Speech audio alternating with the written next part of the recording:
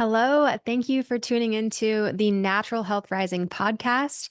My name is Rachel Smith. I am a certified functional diagnostic nutrition practitioner, and I've helped hundreds of people naturally reverse symptoms of autoimmune diseases and other health challenges, from digestive issues to hormone imbalances. And in these weekly episodes, you're going to learn from myself and top health experts from around the world about functional medicine and holistic health tips to help you rise to your healthiest, happiest self. On this episode of the Natural Health Rising podcast, I have Veronica Amaya with me. Veronica is an experienced relationship coach who specializes in assisting both single and partnered individuals in improving their relationships. She guides women to cultivate deeper emotional connections in their relationships, feel more loved and cherished, and find partners who are committed to creating a loving and enduring relationship. She also works with men, helping them enhance their emotional intelligence skills, understand women better, and foster a sense of respect within their relationships. Welcome to the show, Veronica. Oh, I'm so happy to be here. This is a really good topic because this is something that we all experience in our lives, right? Being in relationship with somebody. And I think that the work that you do is very, very important. And, I know you had to go through some tough times in your personal relationship with the man who is now your husband, right? You just were telling me you're living in England with him now, which is very exciting. And I think your story is somewhat common and relatable for a lot of people out there. So I'd love to have you share that journey of what you went through from almost losing the love of your life to now being in this happy marriage, and you get to help other people gain healthy relationships now as well. Oh, yeah, totally. Yeah, and I totally agree with you. Like, actually, I think how it really started for me was in my childhood because my parents actually had a super rocky marriage, and obviously that's where I learned everything. Relationship skills is this thing that we pick up while we grow up, and then often we don't think about it. We think, oh, this is just the way people talk to each other. This is just how to, relate to this person. But actually, it's a whole set of skills. If we would think about it, we could have a totally different experience. And so in my life, what happened was that I met a man that was like incredible. He was so kind, and we were fitting, like so beautifully together. But the problem was that how I grew up was that my mom was always quite harsh and very disrespectful towards my dad. He also was quite disrespectful towards her. But she's a woman, so I imitated her. And because Matt, my now husband, was a very gentle guy, he actually at some point realized he is a nice guy. I don't know if you've ever heard of the nice guy syndrome, but basically that he never learned how to set boundaries with women, but with all people essentially. So basically, my tendency was to wanting to dominate him, and to just talk to him like my mom would talk with him. And so we slipped into the cycle where when we were happy and relaxed, everything was beautiful. And I always said to people, oh my gosh, we have the best relationship ever. But when we were in conflict, I was incredibly demeaning, degrading. I was being aggressive towards him. I was running out. And that actually was one of his biggest triggers, to, that someone just leaves. And I was just becoming a person that I really hated. And then at some point we had so many arguments, maybe, a whole year, every month we had a really big argument. And he actually said to me, Veronica, like, I feel really at my breaking point. And that really woke me up because I never thought that he would leave me, because he was really, really in love with me. Still now he carries me, he treats me like a princess. But yeah, so I realized, oh my gosh, I really have a problem. And also, I just didn't like myself. When I was fighting with him, I was like, oh my gosh, I became a woman that I would actually hate. So yeah, so I had this really big wake up call. And then I realized that I wanted to become a woman that respects her man. And I dove really deep into it's kind of like based around tantric philosophy around the masculine and the feminine. And there are some beautiful writers, for example, Laura Doyle, she's a relationship coach. And then also Alison Armstrong, and they are kind of like very quiet voices in the relationship coaching space, but they both said that for men, respect is the number one value, like the number one value.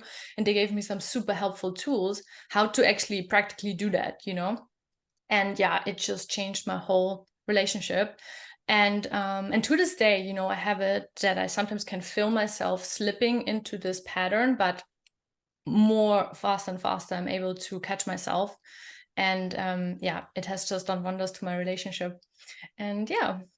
Mm-hmm. Thank you for sharing that. So you would say that when women get into this kind of more controlling, maybe somewhat aggressive state with men, it's always coming from what they learned growing up, right? That parent model that they were in. So, Yeah, yeah. that's a big thing. And then I think also society in general, because I don't know if you've noticed, but we have a culture where it's quite acceptable to, for example, to joke about men, to badmouth them, to make fun Mhm. of them. You know, it's kind of like, yeah, it's like a joke, you know? So the culture also enforces this behavior. So for example, when I have clients, one of the first rules I say is like, you don't talk bad about men. Just stop that. Just try it out for 3 months. Don't, you know, when your friends come and say, oh my gosh, my husband, blah, blah, blah, blah, blah, blah, blah, like don't engage. Just say, I understand, I hear you. That's it. Because we have to really shift also culturally out of this, that sometimes, you know, we almost treat men like second-class citizens. Hmm. Hmm. I also think there's something to be said about instead of going straight to your girlfriends with that blah blah blah about my husband did this and that, it's like, well, what if we actually just contained that and brought it directly to him and only kept those conversations within that space, like almost like it's your sacred relationship, right? What are your thoughts on that? Yeah, totally. Like I basically never talk about him with Hmm. anybody because I don't feel like I need to, but also because exactly what you're saying, when I have an issue, then we talk about it and we figure it out. And very often, I mean, we have done very deep relationship work together, so we both know our own triggers. And that is very often also the reason why someone else annoys us so much, you know? Like, for example, when I used to be in this phase of being very aggressive, and I was also very critical. That was another part of this. Um, it like I was projecting a lot of the things that I didn't like about myself onto him. So he became, you know, my my projection board, so to speak. And that was a really big and important learning for me, and it has made me develop so much. So if we actually also see that relationships are a mirror for us, and they really help us grow up and become, you know, real adults, because unfortunately most people today are a bit stuck in childhood because of a lot of trauma, and just kind of like not, yeah, no, emotional development is not really helped in society. And so even when they are 50 or 60, you know, they still see the world through, um, I'm a victim, this person made me feel this, it's his fault that I'm miserable, you know. That's a child's way of looking at life. And so if you are conscious in a relationship, it can actually really help you to be like, oh my gosh, I'm really responsible for how I feel, and how can I actually become all the things that I want from my partner myself, you know. And yeah, Hmm. together we can really transform this into like a beautiful and healthy relationship. What would you say to somebody who is a woman who's currently having those conversations with friends, etc., and they're not going to their partner? How do they take those steps? Because that can be very uncomfortable for somebody who doesn't have those communication skills yet. So, are there some basic first steps or a structure to having a conversation that can actually help the relationship? Yeah, that's a really good question. So I give a webinar and meetup, which is called how to talk about your feelings effectively. And there I Mm. teach a simple process. It's based on the nonviolent communication by Marshall B. Rosenberg, which you can boil each problem down on a feeling that you're experiencing, a direct feeling, which is, you know, anger, sadness, disappointment, frustration, and so on and so forth, and a direct need that you're missing. So super simple. And then you connect those things and basically says, you know, when you come home late to dinner and you don't tell me beforehand, I feel really frustrated because I love spending time with you and I feel that my need of quality time is not met. And what that does, first of all, is that you're super clear, because very often we are very unclear, you know, like, for example, the husband comes home and then says, you don't even love me. And he's like, what? Of course I love you. Because that's what she feels in that moment, because that's, you know, what's triggered often from childhood. That's often why it is such a big problem when he comes home late, you know. It's not the situation itself, but a trigger. So yeah, first of all, it's very clear. But second of all, also, it's much easier for the other person to hear criticism if we don't talk about them, but we talk about us. You know, in that example, for example, she could then also explain, for example, say why she's triggered by that. For example, she could say, oh, in my childhood, actually, I always wished that we had dinner time together because my parents never had time for me. So this is really important. So maybe then he's like, oh, I never realized that this is a big thing. And maybe before what he heard was, oh, you just want to control me. You know, you want to control when I'm home. And then maybe it could even be that he extra comes late because he wants to feel like he's still a free man. You see, it's such a small dynamic. So yeah, so that's what I would advise. Talk about direct feelings and needs and make yourself a little bit vulnerable, because especially in male-female relationships, it's like amazing how much men actually want to protect us and be there for us. But for that, we have to show a bit our heart, you know, and have to say, like, why is this upsetting me? And it's better also to think more about how it is hurting you than how it is angering you, you know? Because again, this is, many men only see like this, you know, bitchy part of us, or the angry woman, and then they totally go in defensive mode because it reminds them of their mom. And in general, they don't want to be controlled. But if we show ourselves as, yeah, the vulnerable hearts that we are, then actually they are often reminded of that's why they are together with a woman, because they want to feel the softness, you know, and the love that she has. So, and then actually they often want to please us and want to make us feel better. Yeah. That's so good. Yeah. Just going from that, first off, remembering that men are not mind readers, because I know that's a big thing with women. Or if you don't communicate, we just think that they're going to read our minds sometimes. And you gave a really good example of that, like coming home and just yelling at him versus saying, and stop putting the you out there and saying, like, hey, this is how I'm feeling. This is why this is important to me. And this is why this triggered me. I think that's a really helpful formula for people to try out with their partners. So thank you for sharing that. I want to touch back on some of this like controlling emotional state. What are other alternatives to get out of this? Like, how should a woman be showing up in a relationship to create a stronger bond instead of tearing it apart? Yeah.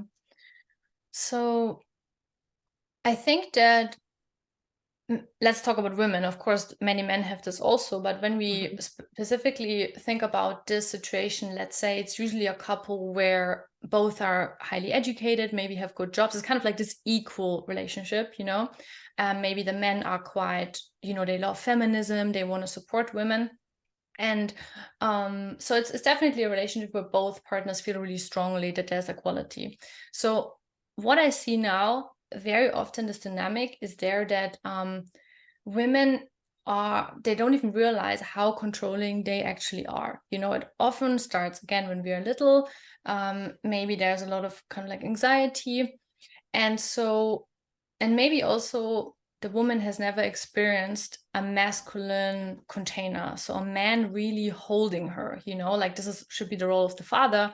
Of course, many people now have grown up without a dad, or a dad that was never there, or a dad that was a little bit more weaker or passive. So she's actually longing to feel safety in her life. And then in these relationships, very often she maybe has a man that constantly heard in childhood that masculinity is bad. He should not be too assertive. He should not be too headstrong. He should rather hold back because this masculinity can be violent, and so he is very insecure about that. So he is kind of like okay to let the woman have the lead in the relationship. And then what I see is that women start to control the whole situation by, for example, telling him what to do, what to say, how to treat his friends, what to do at work, to kind of like actually treat him like a son. I don't know if you've ever noticed this in relationships, but yeah, to really boss him around, basically. And that destroys the relationship in one way or the other. Because first of all, like either one of two things happens. Either the man just becomes super passive and actually becomes like a son, can't get anything done, maybe has, even loses out in his career. Okay, actually three things. That's the first thing. The second thing, and then often they have not a very nice intimacy as well. The second thing is that he mentally checks out, maybe even has an affair. And the third thing is, of course, that he breaks up because, he can't take it anymore. So that's the kind of controlling that I'm talking about. And then when there's kids involved, it can get really bad because obviously a man feels deeply insulted if a woman is ordering him around in front of the kids. The kids then often don't respect the dad as well, and it's just a mess. So what I would really suggest is that you remember why you got together with that man. Remember the first months when you saw what did you find attractive about him? And then also think about that this man is still within him. And what I did, basically, I made a list of all the things that my husband or my boyfriend back then was actually doing the whole time and even doing better than me. Like he always had such an amazing career. I mean, he's just skyrocketing his career. And often I thought he's a bit stupid. That's honestly what I thought. And then I was like, how can you think that? That's ridiculous. He obviously knows what he's doing. He's like managing 10 people. He's so smart, He did like an amazing master and everything. So I really had to check myself to like reality check. And then the third thing is, in terms of a control, start with small things, just get it out of your hands. For example, very basic example is cleaning. Like many women kind of like constantly oversee how men clean, and I would never ever say anything about it. Just let him do however he wants to do it, and just and then go on to bigger things. Like, for example, my relationship, and that might sound crazy for some people, my husband controls all the finances. Like, I don't do anything. That for me was a really big thing because I had to show myself that I respect him so much and admire him, that he actually knows what he's doing. And it was like such a good step for me. That's maybe not necessary for everybody, but I would suggest that you give control over him to something that makes you feel a bit anxious. For example, when you have kids, could be the same thing, that you just send the kids out with him.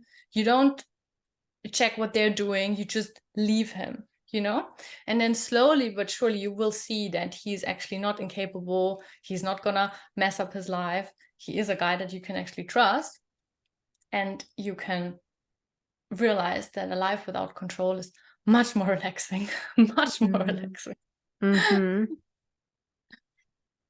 Tell me a little bit more about respect in relationships and how important having unconditional respect is and what that can look like.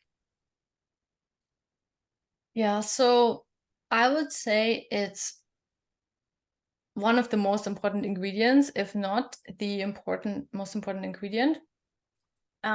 Because for men, it's like they are 100% craving for it. It's also in their work, in every aspect of their life. It makes them feel like they are, I mean, that's what I've been told, obviously, that they are strong, that they are trusted, and that the other person sees them and, you know, sees them as like a strong, capable man, basically.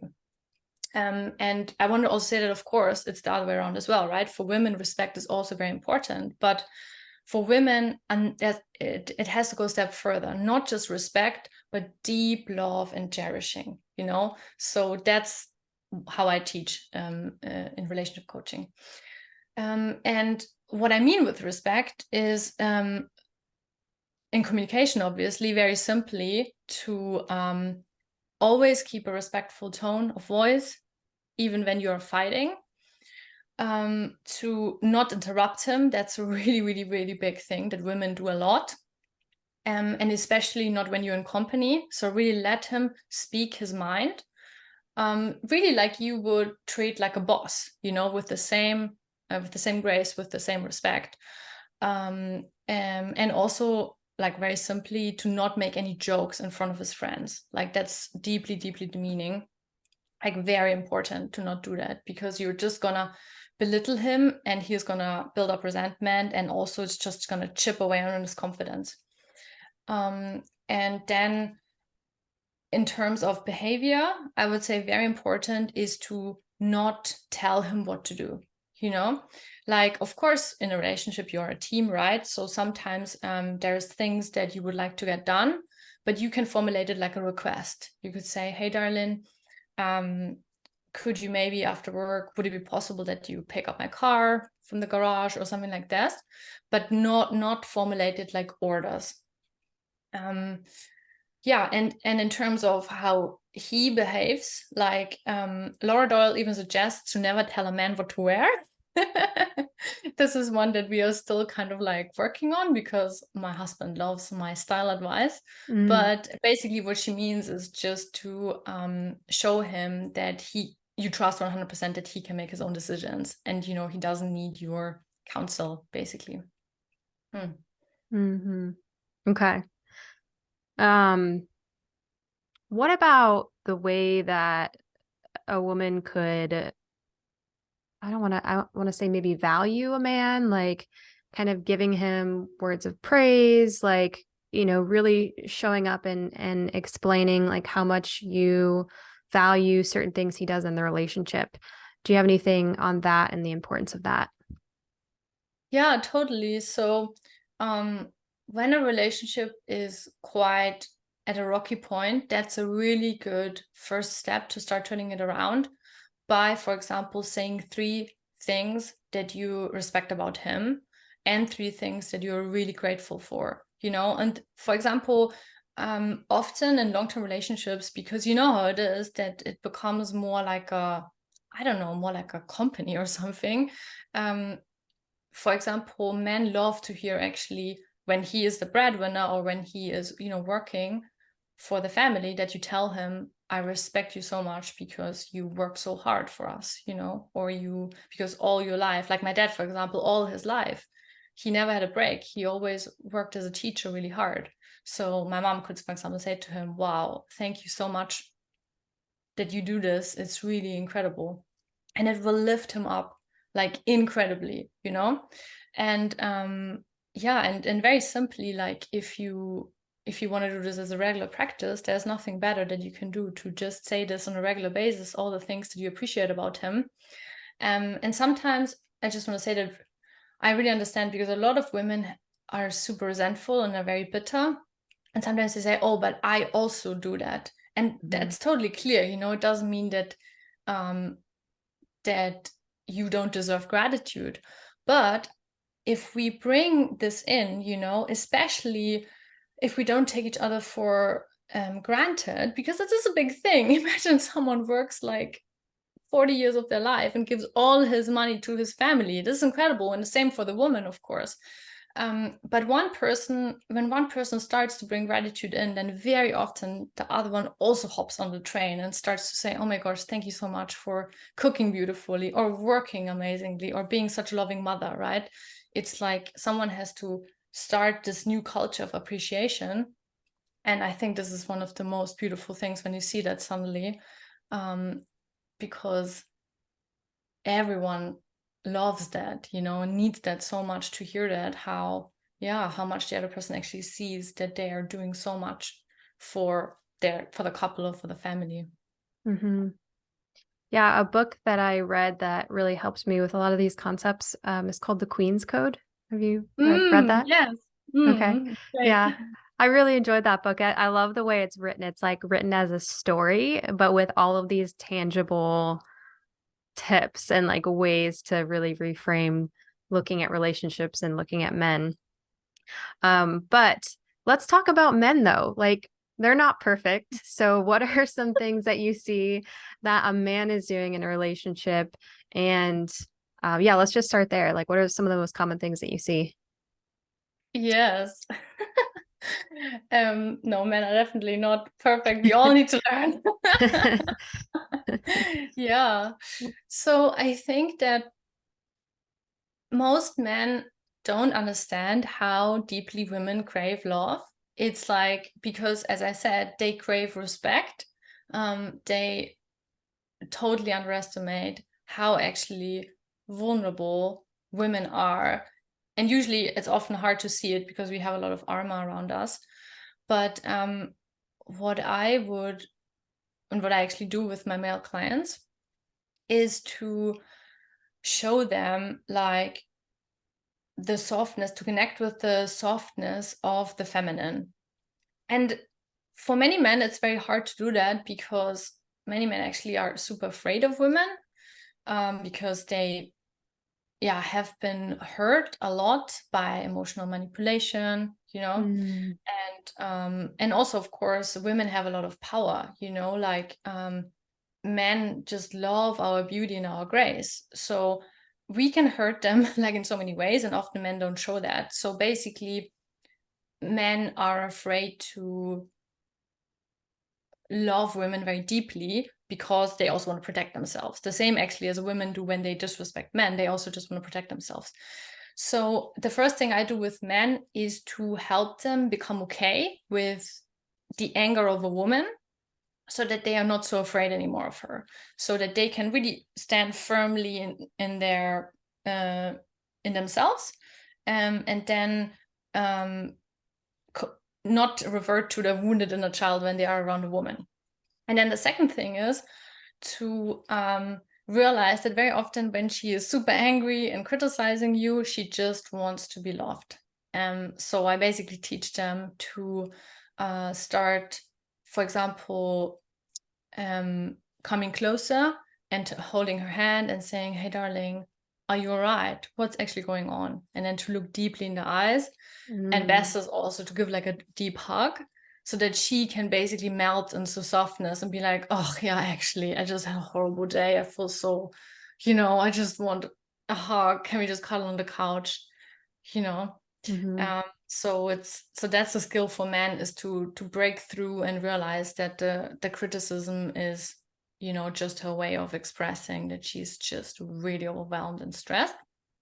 And and when couples both do that, as you can see, the woman is really trying to respect more and the man is trying to love more, then this amazing union happens.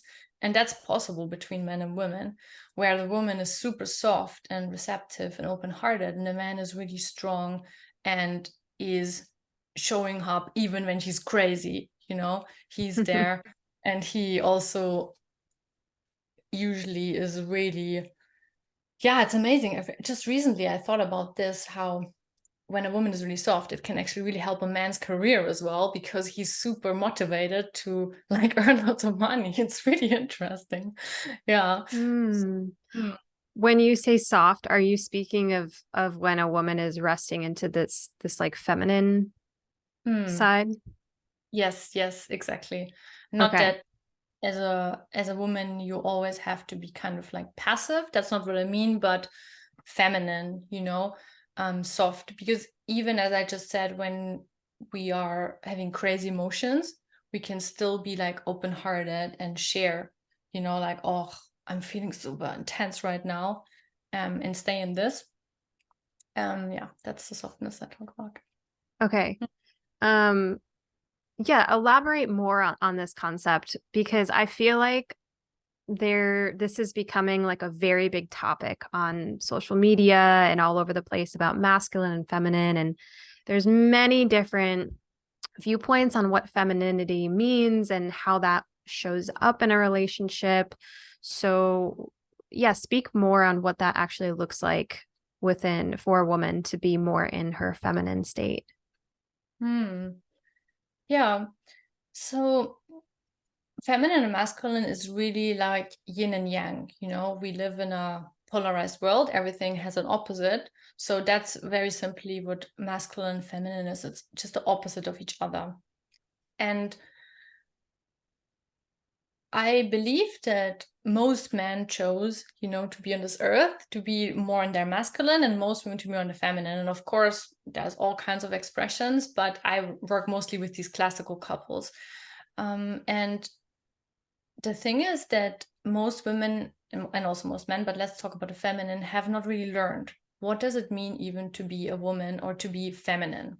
Mm-hmm. And femininity in itself, it doesn't matter how it looks. There could be a woman who is like more masculine looking, she likes to wear trousers, and then there's a woman like me, I always wear dresses, I have long hair, my nails are done, so that's more classically feminine.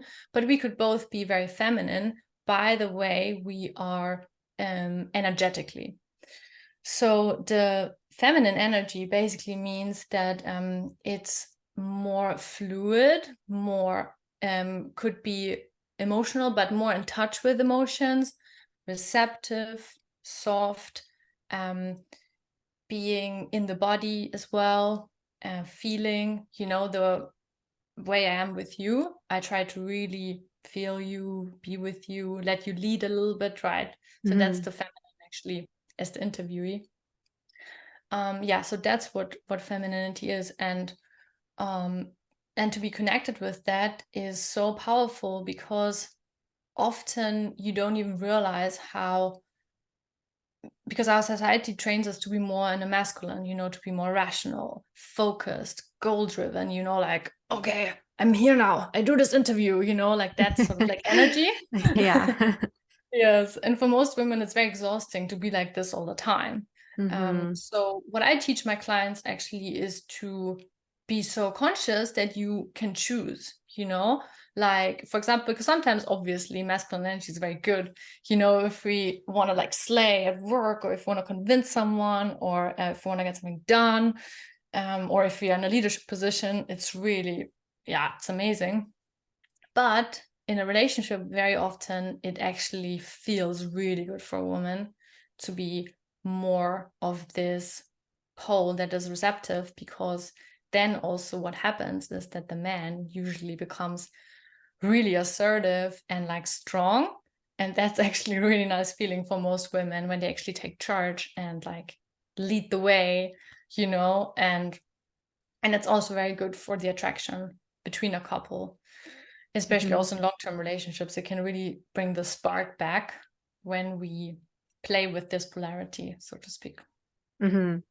Can you give a couple of practices or exercises that a woman can do to start to embrace this? Because it is hard, because in our world nowadays, it's very fast paced, and a lot of women are entrepreneurs now and like doing really hard things in their lives. And so it's a challenge to kind of step out of that. So what are some practices that someone could start doing? Yeah, oh, totally. For me, it was also such a long process to be more like that. So the easiest access to the feminine is through the body. And that obviously is also really healthy after, for example, a work day where you were most of the time in your head, to really connect to the body. So obviously any kind of exercise you do is really good. And while you do the exercise, you can do it also more conscious, that you really feel what's actually going on when I move my body, when I'm in the gym or swimming or whatever it is, to really feel the muscles, and then I love to dance actually. Actually, I always do it before I have a podcast or a coaching session. I dance for 10, 15 minutes. And that is my way to really be in this fluidity, not think, feel my emotions also in that moment. Like that is, what brings me into the feminine energy. And yeah, there are so many things I could say, but maybe another super more simple thing is that obviously our femininity also has to do with our, the body parts that are not masculine, right? So our breasts and our genitals. And that's also a really good starting point to start to connect more. So for example, I teach my clients a womb meditation, which is really just so simple to imagine like your womb, which is, even if you don't have a womb anymore, you have an energetic womb, and it's just kind of like below the navel. And to connect in there. And it's amazing because every single woman I've taught this to, she feels that there's such a power, like a deep trusting power to connect into this womb space, because it is the center of our creativity. Obviously life could be born, but even if we don't have children, projects are born in this energetic space.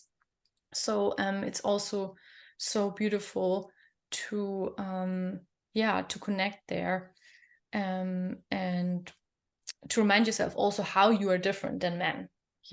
That's quite nice also to be like, okay, this is something that you don't have. Okay. That's so beautiful. And I was smiling when you were talking about the dancing, because that's something that I do as well. And a practice that I brought in over recently, like the past year and a half, 2 years. And so I'll do the dancing between calls, or just, throughout the day, to kind of move my body and get into my body sometimes, or if I need to shift my energy. And I also started partner dancing within the past couple of years as well. And what's funny is, because I used to be very masculine, very much like go, go, go all the time. And, opening my own doors and like doing these things unconsciously, not letting a man do things for me, just all these things. And over time, I realized what I was doing. But when I started partner dancing, I thought it was funny, because every single man that I danced with was like, "What are you doing?" I'm like, "What?" They're like, "You need to relax. You need to stop control. You're controlling the dance. I'm the leader, not you." And it took me a while to be able to really breathe and relax and be in my body and let go of control. And it's so much more fun now. I love dancing. So Oh, yeah. that's But yeah, incredible. yeah, Yeah. thank you. Thank you. But yeah, dancing by yourself at home is also an amazing, super simple practice that anybody can do whenever they need to pull from that. Okay. I want to make sure we touch on this nice guy syndrome, because you did mention it, and you kind of talked about what it was a little bit, but um why does a man get into nice guy syndrome, and how does he become what you call an integrated man? Yes. I just quickly wanted to say that so cool that you made this experience with dancing, because I think that most women can't imagine how good it would feel to let go of control. So dancing is a really nice way, because of course you can also realize it through sexuality, but dancing is more kind of like safe, Yes. Yeah, wow, it's amazing. And yeah, I used to be completely the same, super hyper masculine. Yeah, so the nice guy syndrome. So one of the problems I think that especially the older generation has, when they think about men women relating, they think about this problem from the past that of course still exists.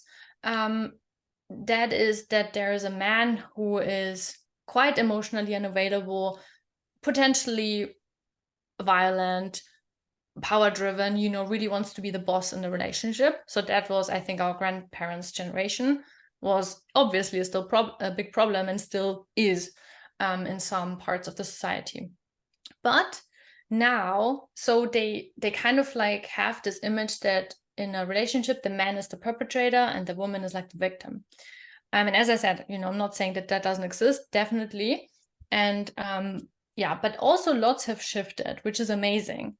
And so with, the sexual revolution and then women having much more power in relationships and also a lot of single motherhood, a lot of mothers unconsciously let out their anger on their little boys. So I say they did kind of like an energetic castration by basically telling them since they are little that men are evil, that masculinity is bad, that they shouldn't be too assertive. When they were maybe, being a bit rowdy with their friends, they would say, "Don't fight, that's bad. You should be nice to people." And so what these little boys were hearing is that there's something wrong with me because I'm a boy. I have to be really, really nice to women. Maybe they feel a lot of guilt for being men, for all the horrible things that women have experienced. And so they basically start rejecting a part of themselves really strongly. And that's what we call the nice guy syndrome, because these men, when they are older, they are usually men that everyone thinks that they are so kind and so wonderful. They always do everything for other people. They usually can't say no. In relationships, they are usually, they often have a very dominant woman, often maybe also someone that maybe identifies as a feminist and kind of like even says, men are aggressive and should not have so much power, these bad old white men or something like that. And then the problem with this is that, first of all, of course, these men suffer a lot because they don't really feel masculine. They don't really feel strong. They often have not good careers. And they have a huge resentment often towards their mothers and their wives or partners. And how this expresses themselves is that if there is ever sort of like this crazy sudden, the guy freaks out and just kills his wife, very often that was a nice guy, because the anger just, boils up, then they often have gambling problems, or porn addiction is a really big thing, because all this, a man's energy is very powerful, and if he constantly represses it, it goes somewhere. Any kind of addictions actually can be a huge problem, or even just depression, because all the anger is towards themselves. So it's, as you can see, it's really, really, really big problem for people. And maybe lastly, also very often they have really intense sex problems, the couple, just no attraction, maybe also erectile dysfunction. So so that's the nice guy syndrome. Wow. And do you work with a lot of guys like that? So I work mostly with younger guys where it's not as bad, but they usually, pretty much everyone I work with has a flavor of it, that they feel bad, maybe setting boundaries with women. They feel not really that they can get what they want in their sex lives. They often don't know what to do when a woman is disrespecting them. That's like the biggest three things. Yeah. Okay. So, and then you teach them how to set boundaries, how to communicate, and gain that respect back, essentially. Yes. And the women love it. They want that. Yeah. Yes, I mean, absolutely. you know it, right? Yeah. Oh, Yeah. that's so Have good. you ever met a nice guy? Absolutely. I think there might be something to that saying, nice guys finish last, is yeah. All right. I just quickly also want to say the reason why I know so much about it is because my husband, he was like a real nice guy, and there's a amazing book is called No More Mr. Nice Guy from Dr. Robert Glover, and he even worked with him. So it was for me so beautiful to see this transformation, because sometimes people are like, "Oh, but what do you mean? Should all men be now assholes or something?" And I'm like, no, that's not what we mean at all. But you can be such a kind and open-hearted man but still be strong, and know what you want and tell it to people. And that's what I see with my husband now. It's amazing. At work, he's like setting boundaries left, right, center, telling everybody what. And of course, it's amazing for his career, right? Because you need to have leadership skills. You can't be too nice, otherwise you're not going to progress. So yeah. Yeah, that's incredible. We don't have too much more time. I think maybe one more question we can fit in. So let's say a couple has a pretty good relationship, but they get to that place where they're getting past the honeymoon phase. She all knows where all of those crazy heightened emotions and feelings are starting to kind of die off. It goes into this very normal, like, okay, we're just living a regular life now, trying to learn how to keep the excitement and maintain that long-term relationship. So what advice do you have for those couples who want to keep their relationship fulfilling and exciting? Oh, that's such a good question. Yeah. I would say learn about Tantra. I think that is the most amazing resource there is. So Tantra, when people hear this, they often think like, oh, it's some kind of like orgies. No, no, no, that's not what it means. Of course you can if you want. But it's really a way for you to basically reach enlightenment through relating and sexuality. But of course, you can use it to create incredible, deep intimacy with each other. And also a lot of pleasure, which of course is really good for a long-term relationship. And what you can remember really is that usually in our daily lives, we kind of like live a little bit next to each other. So Tantra helps us to understand, and with beautiful practices, that the other person that you're relating to is a universe. Like you could spend your whole life getting to know them. You would never see everything of them. So if you approach it this way, a relationship can never get boring, because you can just go deeper and deeper with each other, and you can find parts of them that are so amazing and interesting. So I think if you and then also you realize that it's not just one being, every person has many, many, many, many different parts. And even in sexuality, you could have, sex with each other's different parts.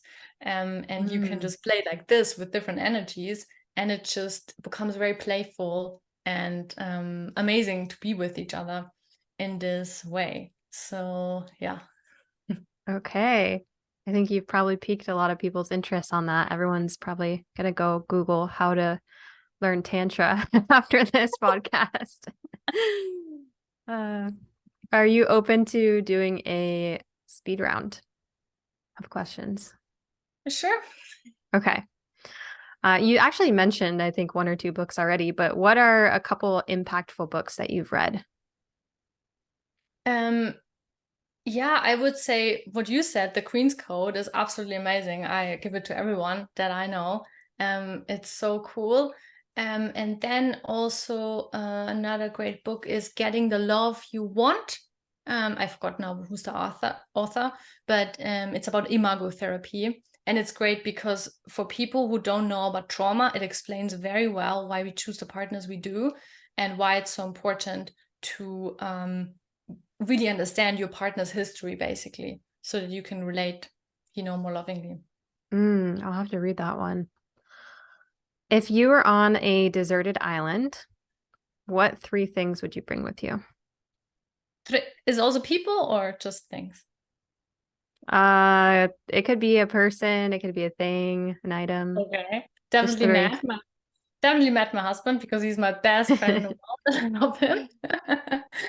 And then I would also bring fresh orange juice, because I love orange juice. And then I would also bring my e-reader, of course. Okay. Yeah. What is your favorite hobby? Ecstatic dance? Love Yeah. ecstatic dance. Yes. If you could have any superpower, what would it be? Oh, flying for sure. Definitely. Mm, if you And final one, if you could leave the listeners with one tip that they could implement this week to help them live a healthier, happier life, what would it be? I would say find the nearest beach at night, take off your clothes, and go skinny dipping and just feel your body and feel amazing. Okay. I love that. Well, this was such a fun conversation. And feel free if you feel like we missed anything super important you want to share. And of course, where people can find you, where they can work with you as well. Yes. Oh, I had such a good time. I want to now do a podcast with you as well and ask you all the questions. Let's do yeah. it. So yeah, I'm on YouTube. So if you guys want to learn more, you can check it out, Veronica Amaya, and my website, also same name, Veronica Amaya. And I also do free webinars on meetup.com. So it's called the Conscious Relationship School. And yeah, I love to teach. So check it out. I talk about all the stuff that we shared today. And yeah, it was really fun talking with you. Yeah, same. Thank you so much, Veronica. Thank you so much for watching this video. Don't forget to like this video and comment, letting me know what you enjoyed and what you want to see more of. Also, please subscribe and hit the notification bell so that you get alerts when new content is coming out and you don't miss any videos. And just a quick reminder that this information is for educational and entertainment purposes only. It is not intended to diagnose, treat, or cure any illness or medical condition. Please consult with a qualified healthcare professional before making any changes to your diet, exercise routine, supplements, or medical treatment. If you're looking for a functional medicine practitioner, please reach out to me. And thank you again for watching, and keep striving to become your healthiest, happiest self.